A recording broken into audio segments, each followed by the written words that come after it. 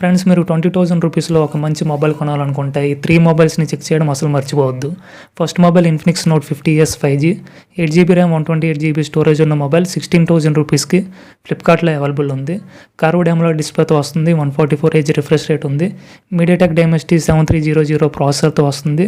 64MP Sony IMX682 main camera ఉంది. ఇంకా front camera వచ్చేసి 13 మెగాపిక్సెల్ 5500 mAh బ్యాటరీతో వస్తుంది. 45 వాట్ ఫాస్ట్ ఛార్జింగ్ ఉంది.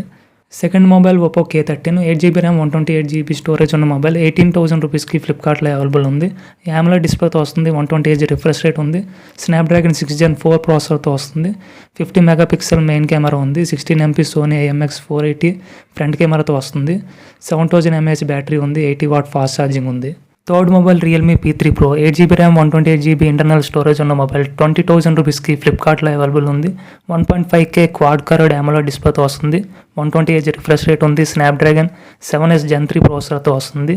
6000 mAh బ్యాటరీ ఉంది. 80 వాట్ ఫాస్ట్ ఛార్జింగ్ ఉంది. ఈ మొబైల్ లింక్స్ అన్ని బయోలో ఉన్న టెలిగ్రామ్ ఛానల్లో ఉన్నాయి, ఒకసారి చెక్ చేయండి.